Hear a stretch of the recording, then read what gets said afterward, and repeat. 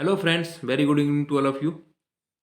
पिछली दो वीडियोज़ जो हमने डाली हैं, उनमें हमने परसेंटेज के बेसिक और जो क्वेश्चन थे जिनका लेवल यूपी टेट, यूपीएसआई और लेखपाल में आता है, उनको हम समझ चुके हैं।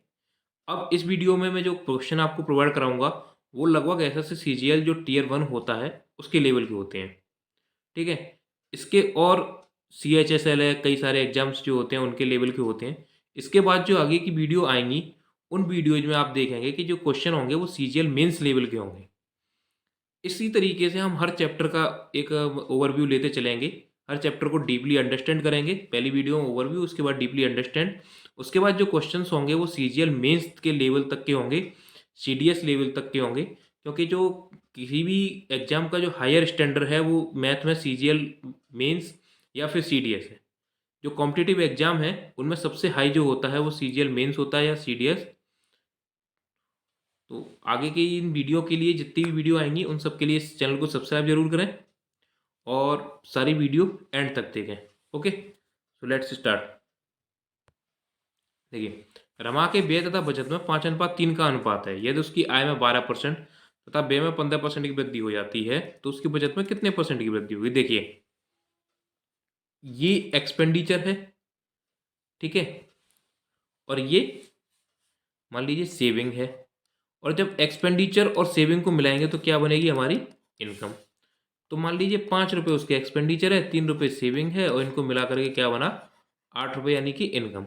अब ये कह रहा है उसकी आय में 12% की वृद्धि हो जाती है। इसका मतलब 12% होता है 8 का 0.96। तो यहाँ इनकम तो हो गई 8.96 और एक्सपेंडिचर जो है उसमें 15% की वृद्धि हो जाती है। तो 5 का 15% होगा 0.75। तो ये हो गए 5.75। तो ये पूछ रहा है कि उसके बचत में कितने परसेंट की वृद्धि होगी। देखिए, यहाँ 75 की वृद्धि हुई, यहाँ 96 की हुई। तो कितने का अंतर आया? 0.21 का। कितने पे? 3 पे। तो हमें निकालना है 100 पे। 3 से काट दिया 0.07। तो आंसर आया हमारा 7% का इंक्रीज हुआ। किसमें? सेविंग्स में। ठीक है, चलिए अगला क्वेश्चन देखते हैं। देखिए, किसी आदमी को वर्ष 2007 में 8,80,000 रुपये वार्षिक वेतन के रूप में प्राप्त हुए, जो उसके वर्ष 2006 के वार्षिक वेतन से 10% अधिक थे। तो वर्ष 2006 में उनका वार्षिक वेतन कितना था? ठीक है, देखिए 2007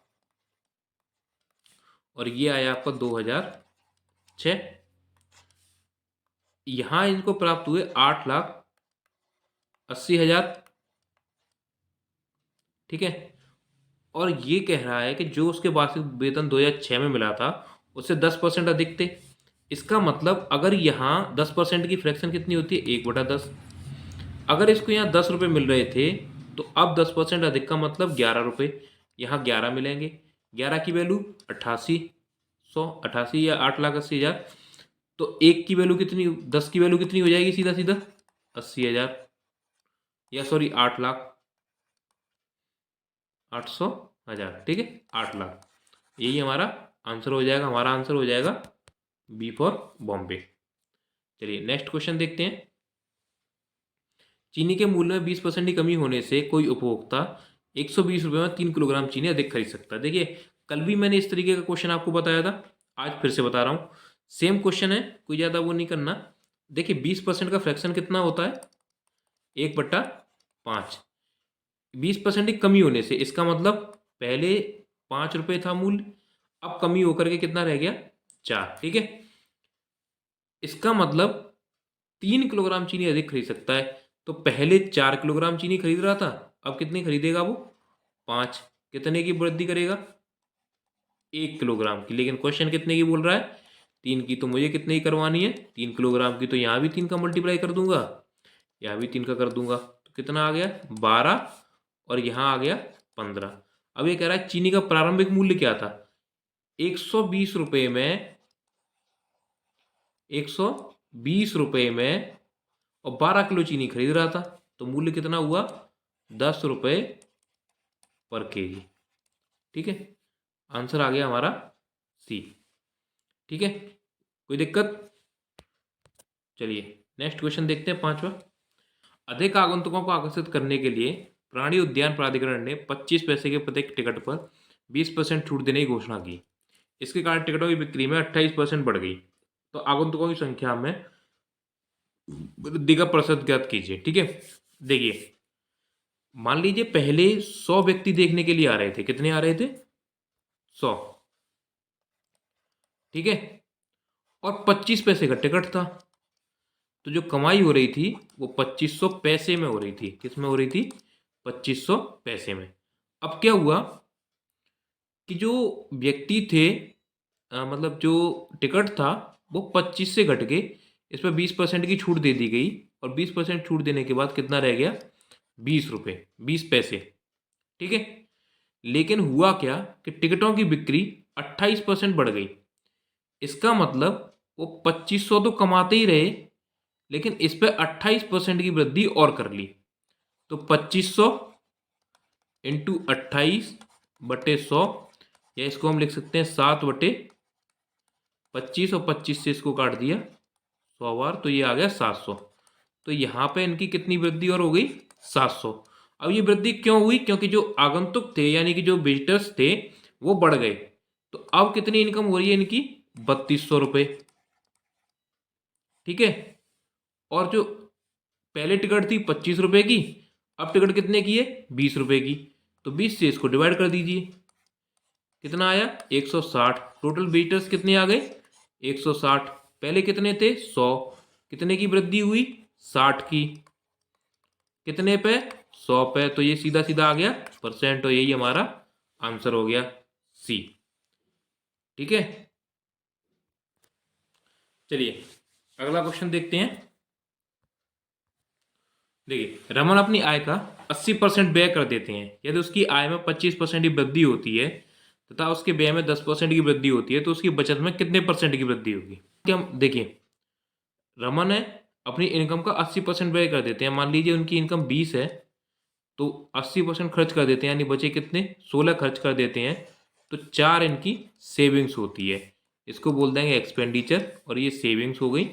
ठीक है, मैंने 20 क्यों लिया? जिससे कि फ्रैक्शन ना आए। यहाँ 25% है, तो 25 में फ्रैक्शन आ सकता है, 5 10 जब भी लेंगे आप फ्रैक्शन आ सकता है, तो उसकी वजह से मैंने 20 ले लिया है। यदि उसकी आय में 25% की वृद्धि होती है, इसका मतलब ये 20 है, अब बढ़ के कितना हो जाना चाहिए? 25। क्योंकि 20 का 25% कितना होगा? 5, और 5 की वृद्धि हो जाएगी तो कितना हो जाएगा? 25। तो उसके व्यय में 10% की वृद्धि होती है। अब जो एक्सपेंडिचर है इसमें 10% की वृद्धि होती है, यानी कितना हो जाता है? 17.6, क्योंकि 16 का 10% कितना हो जाएगा? 1.6। ठीक है, तो ये हो गया 17.6। तो उसके बचत में कितने परसेंट की वृद्धि होगी? देखिए अब ये 25 में से इसको माइनस कर दीजिए, कितना गया? 7.4। कितने की वृद्धि हुई? 3.4 की। कितने पे? 4 पे। तो 100 पे कितने की होगी? इससे इसे काट दो, 25, 25 चौका 100, 25 थी 75, 10 85। कितने परसेंट की वृद्धि हुई? 85% की, और यही हमारा आंसर है। चलिए अगला क्वेश्चन देखते हैं। दो मजदूर ए और बी प्रतिदिन कुल 650 रुपये का भुगतान करते हैं, दो मजदूरों को। ठीक है, यदि ए को होने वाला भुगतान बी को होने वाले भुगतान का 160% है, तो बी का भुगतान क्या है? देखिए ई को जो क्या होता है भुगतान, वो बी को होने वाले भुगतान का 160% है। इसका मतलब क्या है? 160% को पहले हम फ्रैक्शन में तोड़ लेंगे, 160/100, 0 से 0 काट दिया, ये काट दिया 8/5। इसका मतलब कि जो ए को भुगतान हो रहा है वो बी को होने वाले का 5% है, यानी अगर बी को 5 रुपये मिल रहे हैं तो ए को कितना मिलेगा? 8 रुपये। ठीक है, तो बी को कितना भुगतान होता है? तो 8 और 5 जोड़ के कितना हुआ? 13। तो 13 यूनिट जो है वो 650 के बराबर है। क्यों लिया मैंने ये? क्योंकि यहाँ 8 और इसको मिल रहे हैं 5, दोनों को मिला के हुए 13, और यहाँ भी वो कह रहा है कि ए और बी को मिला करके कितने रुपए दे रहा है? 650। तो ये यूनिट जो है वो बराबर है। मुझे बी की वैल्यू निकालनी है, यानी 5 यूनिट की वैल्यू निकालनी है, तो कितनी आ जाएगी? 650/13 × 5।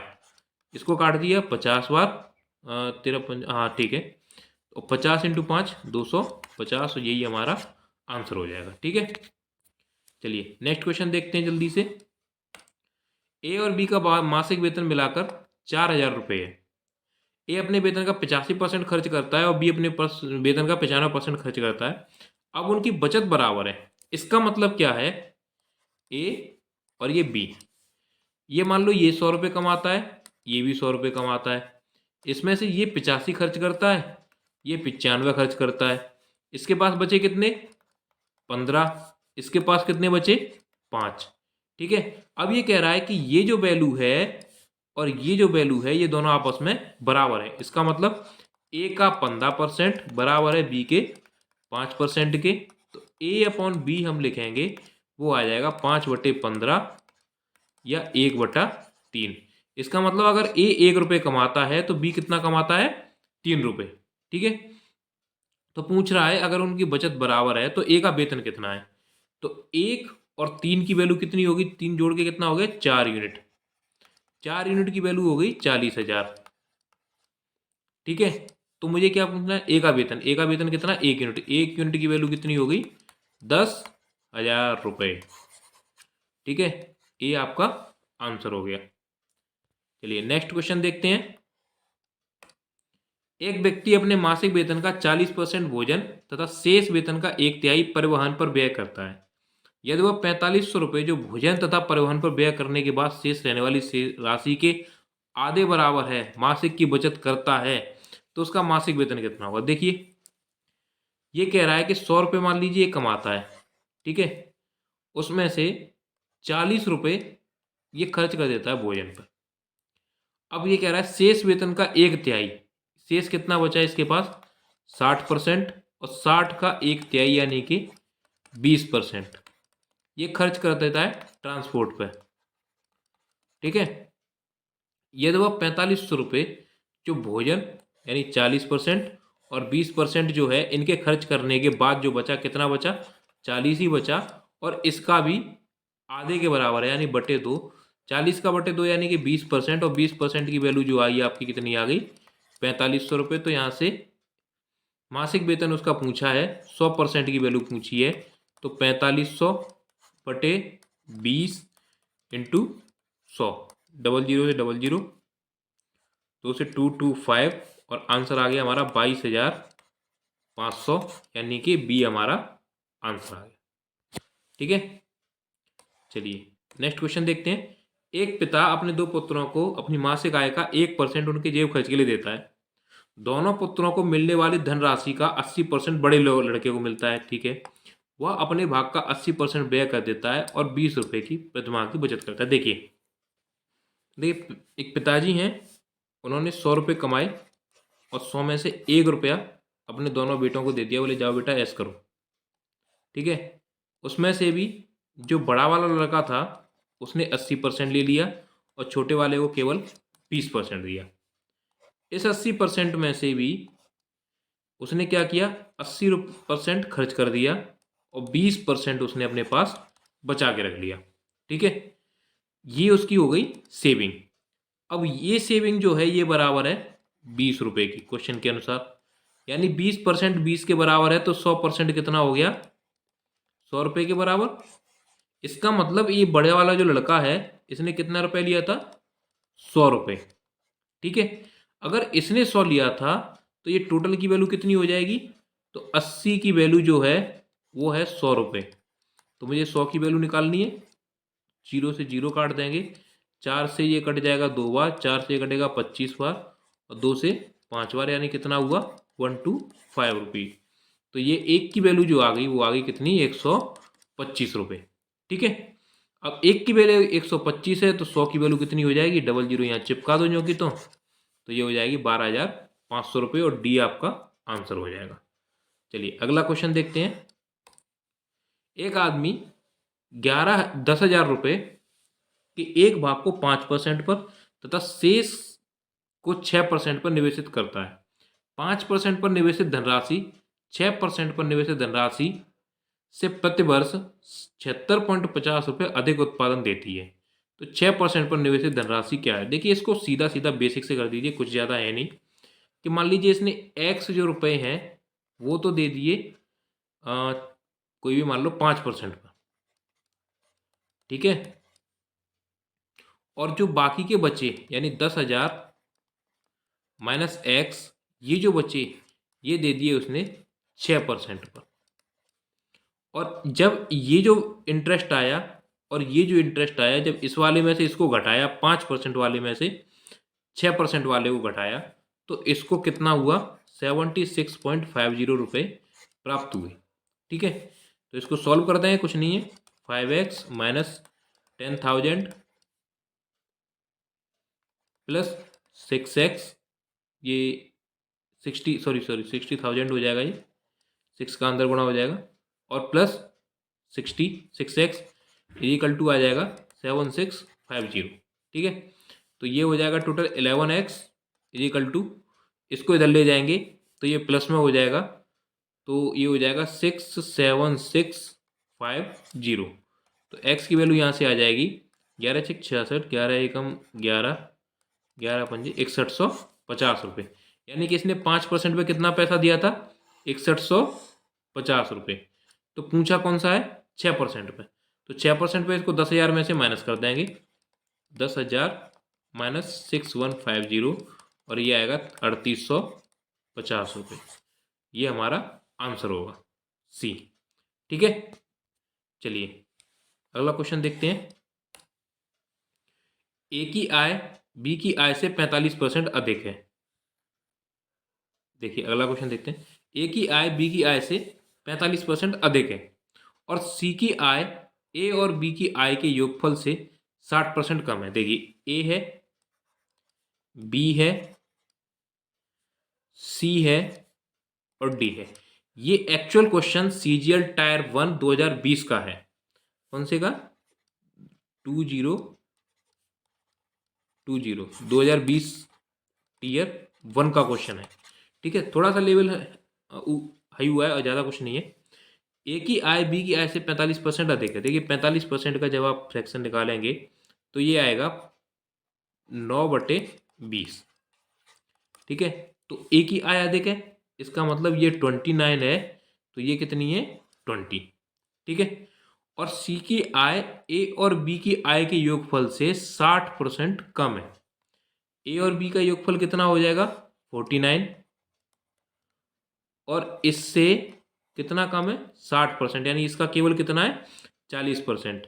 40% इसका कितना हो जाएगा, 5 चौके 20, यानी कि 20, लेकिन एक का 40% निकालेंगे तो कितना होगा,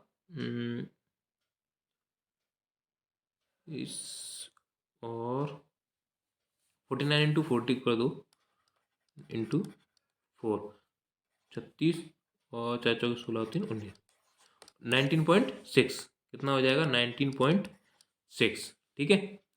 अब ये कह रहा है डी की आय सी की आय से 20% अधिक है। जो डी की आय है वो सी की आय से 20% अधिक है, यानी कि 19.6 प्लस 3.8 प्लस 0.12 कितना हो गया 2, 9 और 3 12, 13, 23.52, 23.52, ठीक है। इसमें कैलकुलेशन है थोड़ी सी और कुछ नहीं है, बाकी क्वेश्चन वही बेस्ड है। अब ये कह रहा है कि बी और डी की आय के बीच अंतर 13,200 रुपये है। बी और डी की आय के बीच अंतर कितना है 13,200, और इसमें कितना है 3.52, और इसकी वैल्यू कितनी आ रही है 13,200, ठीक है। आ जाएगा आराम से, कोई दिक्कत नहीं है। यहाँ से तो पॉइंट उठाएंगे, यहाँ 100 का मल्टीप्लाई हो जाएगा, तो इसको 11 से काट देंगे, 11 × 33 और 11 दूने 22, और इसको भी 11 से काट देंगे, 11 से 12 बार जाएगा, 11 12 132, ठीक है 1200। इसको फिर से आगे डिवाइड करेंगे, 4 से जाएगा ये कितनी बार 8 बार, और 4 से ये जाएगा 25 बार, 8 से ये जाएगा 150 बार। तो 25 × 150, 15 15 75, 7 15 दूनी 30 और 7 3750 50 आ गया, ठीक है। ये क्या आ गया, 1 यूनिट की वैल्यू आ गई है हमारी, 1 यूनिट की वैल्यू। अब ये कह रहा है सी की आई ज्ञात कीजिए, ये सी की आई ज्ञात करनी है। तो 3750 का 2 गुना कितना होता है, 75,000, ठीक है। 3750 का जस्ट डबल, क्योंकि हमें 20 गुना करना है तो 7500 होगा और 75,000 हो जाएगा। लेकिन हमें इसका 0.4 और माइनस करना है, तो लगभग इसको 4000 मान लेंगे, 4000 का 0.4 हो जाएगा लगभग 1600 रुपये। अगर 1600 माइनस करेंगे तो हमारा जो आंसर आ जाएगा वो आ जाएगा 73,500, ठीक है। तो हमारा जो आंसर है वो आ जाएगा कितना, सी। इसको आप एग्जैक्ट कैलकुलेशन कीजिएगा, कैसे, 3750 इंटू 19.6, ठीक है। तो जैसे ही मैंने तो यहाँ से देखा 5 छक्के 30 आ रहा है, 0 हासिल 3, और 7 छक्के 42 और 3 45, 5 आ रहा है। मुझे यहाँ से सीधा सीधा अनुमान आ गया कि आंसर कितना है, 73500, ठीक है। तो इसी तरीके के क्वेश्चन होंगे आपके, और ये थोड़ा अच्छे लेवल का क्वेश्चन था, इसमें कैलकुलेशन ज़्यादा थी। जो इस टाइम पे जो क्वेश्चन हैं उनमें कैलकुलेशन बहुत ज़्यादा आ रही है, इसी टाइप की कैलकुलेशन आ रही है। तो हम जल्दी ही एक कुछ क्लासें कैलकुलेशन पे बेस्ड लेकर के आएंगे, जिसमें आपकी कैलकुलेशन फास्ट हो सके और कैलकुलेशन जो है वो फास्ट कराएंगे। जैसे मैं इसमें बहुत कम अभी मैं कैलकुलेशन लगाता हूँ अपनी, बाकी का ये क्वेश्चन जब मैं अगर अपनी कैलकुलेशन के हिसाब से करूँ तो ये क्वेश्चन मेरे लिए सिर्फ इतना है कि मैं बस ढंग से पढ़ लूँ, पढ़ने के बाद तुरंत मेरा आंसर आता है, इसमें पेन उठाने की मुझे आवश्यकता नहीं पड़ती है। तो आपको भी हम इसी तरीके से पढ़ाएंगे कि पेन उठाने की आवश्यकता ना पड़े। तो इसके लिए आप वीडियो को देखते रहिए, लाइक करते रहिए, सब्सक्राइब करते रहिए चैनल को, और ज़्यादा से ज़्यादा इसको शेयर कीजिए सभी दोस्तों के साथ, ठीक है। चलिए, तो आज के लिए इतना ही, गुड नाइट।